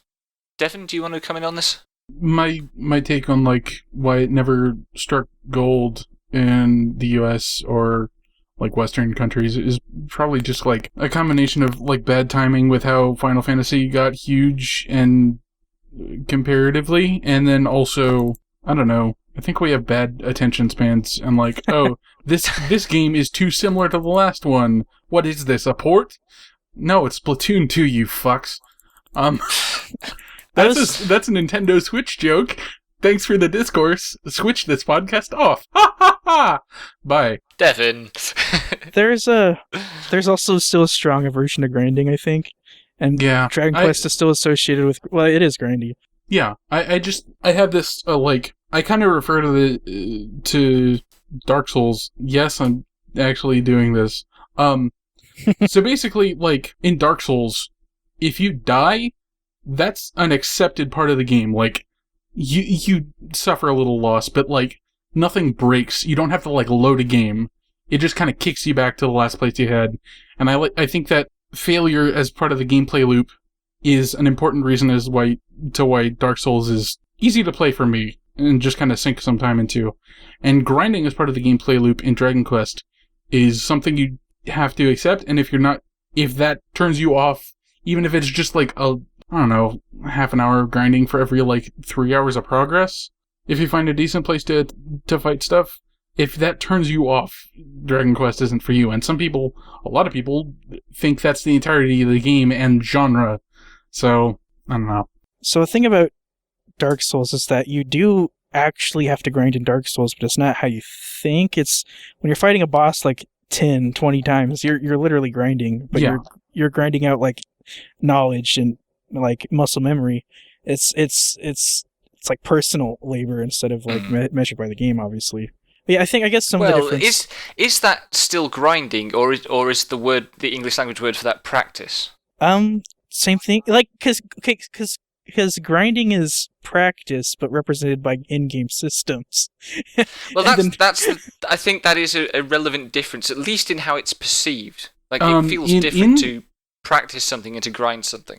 I will say, in Dark Souls, if you're fighting the same boss over and over, and you're fighting things between the bonfire and the boss over and over, and you keep getting your stuff back, you're accumulating materials from that. I was going to say, would be grinding. There are people who end up grinding in Dark Souls without thinking that it is grinding, but that's just because they're already acclimated to the game and they like it. It's a thing about like game design sins with a scare quote. Like, if you already like what the game's doing, you're going to forget that it's doing things you hate. Like, for example, survival horror games and how they play. Yeah. Mm-hmm. So yeah, that was Leroy's question. We have 3 questions from... Well, sorry, before we get into other questions, I did have one other thing I wanted to talk about with the game. Would that be marriage? Yes. Or, like, romance in general, right? Because, like, when we talk about romance in video games in 2016, we're talking about, and not specifically in Japanese games, but more generally, we're talking about a very Hollywood version of romance, right? Where, as part of the plot of your action adventure, there is a plot beat where the hero hooks up with the love interest tag along, and they do their business and that's it. And it's a bit variable. In The Witcher, it's every plot beat has that apparently. I just want to say I played the first Witcher for an hour. I said some nice things to a lady, and Geralt got down, and I was just like, "What the fuck? I've played 45 minutes. Why are you fucking? Come on!" The Witcher's the pickup artist video game. Oh, the pickup magician. The real. I'm sorry. Oh god, but like negging simulator. Sorry. Sorry. I really hope me banging my head on the desk just then picked up on the mic. I'm sorry. Right, we're talking about sex, yeah? And romance in video games means two characters have sex, yeah? And in this game, like, the romance builds to a consummated marriage, and sure, like, there is sex in the story, but it's completely not the focus. And what romance in this game means is 2 characters form a family, and I guess my general point is I just really appreciated that. It's not glamorous, basically, right? It's completely stripped of glamour. I think I mentioned this on... Xenogears? Xenogears is the other one, yeah. Where it's just completely matter of fact about it. And that's something... Japanese games don't tell love stories in that Hollywood way very often at all. And when a Persona game has a romance, it's very, very chaste, yeah? Because we're not allowed to show teenagers having relations. But in this, it's just, people grow up, get married, have kids, and that is life. And speaking personally, I am, possibly for obvious reasons, pretty uncomfortable with the whole idea of sex. And it's really nice to see it represented in a game as not being a massive, overbearing thing. It just, get on with it, sure. Get on with it, and then 15 minutes later, have kids. Yeah, we talked already about how the time frame is weird. I also...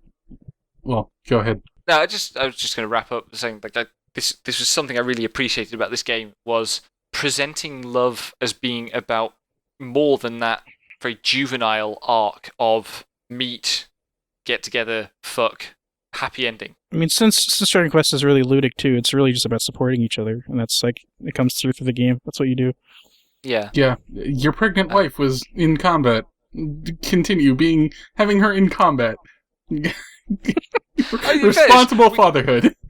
We did it's not long after you find out that she's pregnant that you lose the use of her in combat. In fairness, I mean, you still have to get her to the castle. Whoa, I'm woozy. I've got morning sickness after this cave. Oh, she's fine now? Okay, let's go fight some more liquid slimes on our way to our castle. Yeah, but I mean, she says she's ready to go. It's her autonomy. And I did like Bianca as a character as well. I mean, she's very much relegated to the love interest role, but she's sweet. She's a very practical character about it. I don't know what Nera's like. Who's the other kind of canonical option? Nera's very matter of fact about being the ideal Japanese wife, so she insists to stay. Yeah, and she is also the wrong choice. If you marry, well, she's the wrong choice, but also if you marry Nera, it is an arranged marriage. Yeah, and it's a political or a commercial marriage at least. So I guess that works quite well. It's a little uncomfortable. It's a small tragedy because Nera's backstory is she's just been raised from a young age to be married because she's a rich man's daughter, and that's just all. That's it. Yeah, but at least marrying her gives her a degree of autonomy that she probably wouldn't have got. But it's still Dragon Quest, so she would have married her childhood friend. It would have been fine. But yeah, well, she does. If you marry Bianca, you can go back and see Deborah. They got married. Why is Deborah in the game? Why did they add a horrible older sister character? Okay, before I move on to a question which will address this, I wanted to bring up that recently I played Trails in the Sky SC, and Trails in the Sky FC ends with an adopted brother of Estelle kissing her and being like, "I love you," and it's consummated at the end of SC that they get through their shit together, and then they're boyfriend and girlfriend, and then they go off to adventure the world and sort out all the evil people that they can, and they're gonna be together, and they're gonna just live their life being bracers, and that's nice. Here's the questions. John Hogg asked me, specifically, why did you pick Boring Bianca instead of Best Girl Deborah? And my answer to that is, because fuck you, the hero just got out of being a slave. Yeah, Deborah isn't even actually a good tsundere. She's not a tsundere at all. She's a fucking spoiled princess. Ugh, whatever. She apparently drops all that stuff later. Just as, of course. Just like Nera actually drops all of her formalities later too, she becomes more casual. Yeah, but no. Deborah might be nice for me the person, but also me the person has not been in slavery for 10 years and would like a nice girl instead. Holy shit. Devin was role playing just like I was role playing. I was like, what is the most tragic bound to honor duty choice I could pick right here? God damn it, Rodrigo, I told you I'd marry your daughter. I'm gonna marry your daughter even if I really like this girl I knew from 10 years ago. I need to find my mom. I need that I shield. just went with the choice that made me weepy, which was Bianca, because right around the wedding, she's got 2 or 3 dialogue boxes that are just perfectly written. Oh yeah. I was destroyed with that too, which is also why I married Nera. I was like, wow, this is so tragic. I'm going to ruin your life. Leroy, the eternal sad boy. I said if I wrote this game, I would make it so you had to marry Nera, and it was just play out the same way, except you had no choice. You fucking would.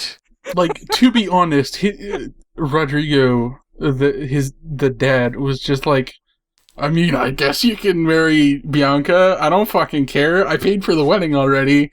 I don't have an investment in this. I like ya. Do what you want. Which is like the least realistic thing. Like, who the fuck would do that? Well, it's the goofy Dragon but Quest. also... He's like, you got the rings. I think you're cool. I'll pay for your wedding. Marry whoever you want. So fairy tale nonsense. I mean, the rationale for it is that you actually don't have any of the things that at that point you don't have any of the things that a commercial marriage is supposed to secure, right? But you still prove yourself in the trial. His ridiculous trial. You prove yourself individually, but you don't have a social position. Yeah, but and then it turns out you do because you're a prince, but what the hell?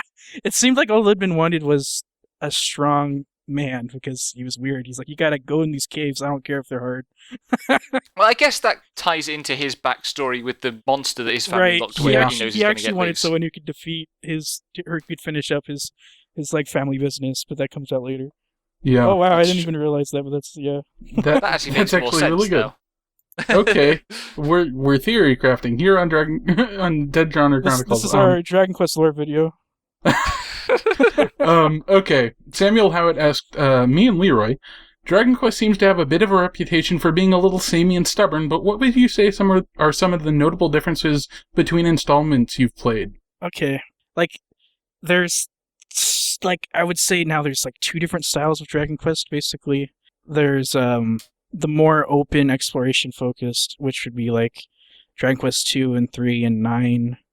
And then since like Dragon Quest 4 and 5, they're more like we have these like really story focused like Straight as an Arrow Dragon Quest games, which the more popular ones in the West are 7 and 8 are like that.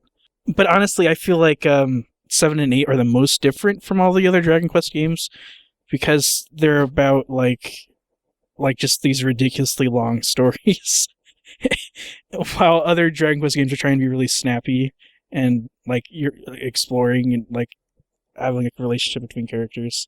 Mm-hmm. I still wanna like actually tease out the differences between Dragon Quest games because they're not that samey. They're like it's like accusations get thrown at Zelda for being the same every time, but if you actually like Zelda and play them, you know that's not true. Yeah. Dragon Quest games are kind of similar, but that's just because they have a pretty solid foundation that has just kind of weathered several generations worth of games being made. Yeah. And it has to be noted, a very, very stable art style. Like, yep, very Akira Toriyama is like, yeah.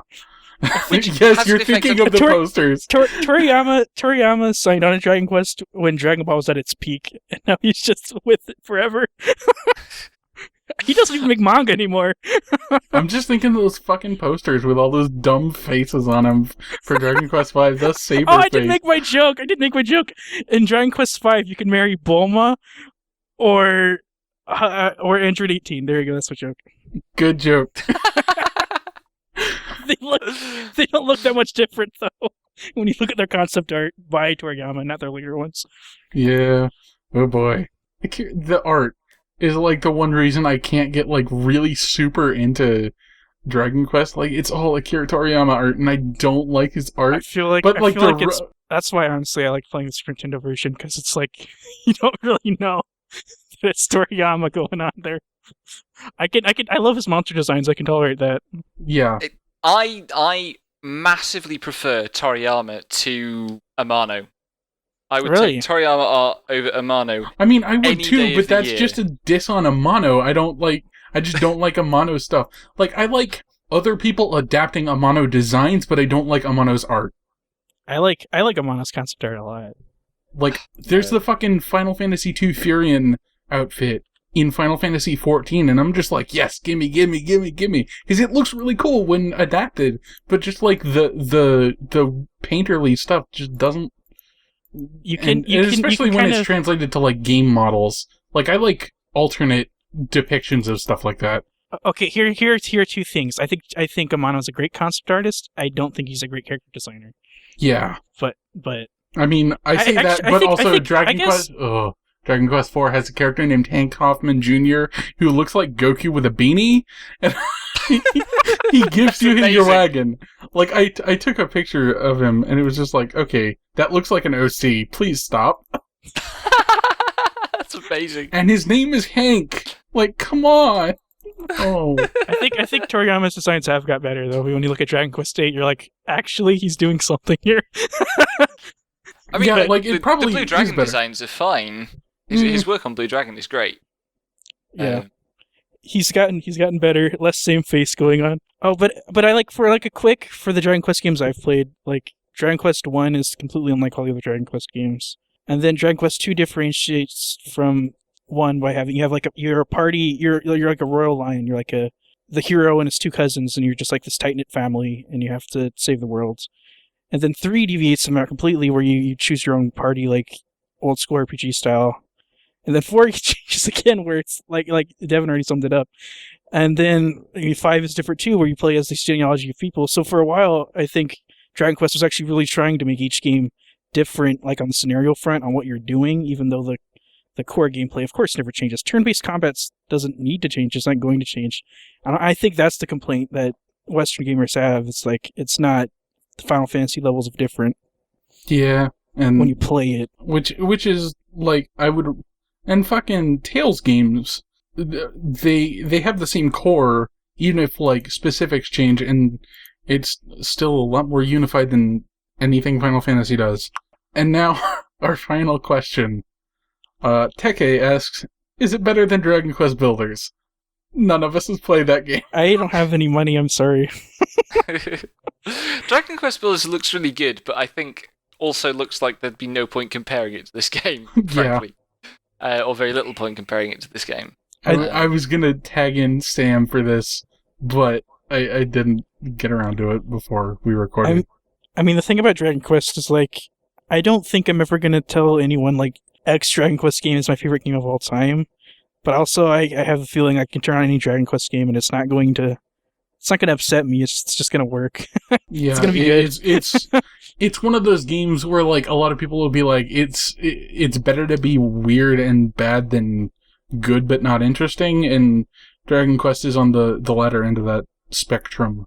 It's reliable. The only reason Dragon Quest is better than, or I prefer Dragon Quest to other games like this, is because, like I said, the tapestry of history thing. It's like, it's really invested in its own history, and I feel like other game series aren't really, at least like Mario, for example, the 2D Marios, not the 3D ones. They're not trying to build toward new ideas. They're comfortable just doing the same thing over and over again. And I think Dragon Quest is building up. It just builds up a little tiny bit, and then it has the entire foundation still.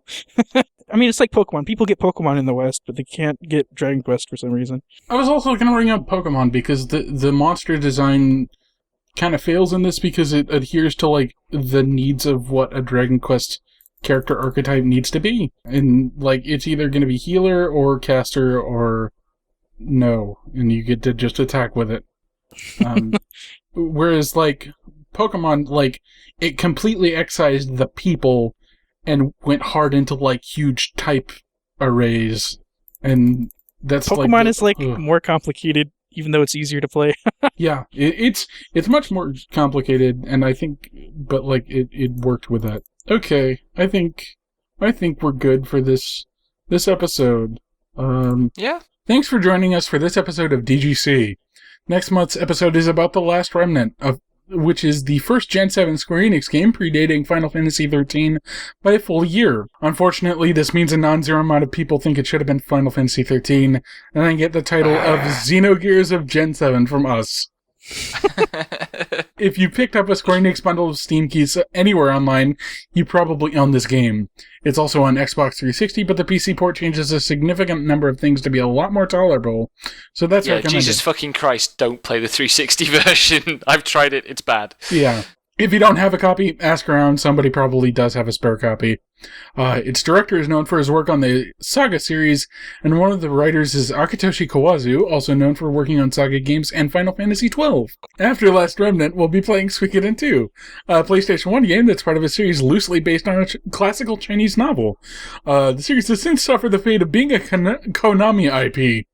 When polled on whether we should play Suikoden 1, 2, or 3, the poll decided by a landslide that Suikoden 2 would be best. You can pick up Suikoden 2 on PSN for $10 or roughly your regional equivalent. You can find our work on our website, jrpgsaredead.fyi, or our Twitter at jrpgsaredead, or individually at Invisiful for me, at Etherpen for Becky, and at WasNotWhyNot for Leroy. You can also support us on Patreon at patreon.com/deadgenre. Join us next time for episode 16 of Dead Genre Chronicles. Stand tall and shake the remnants.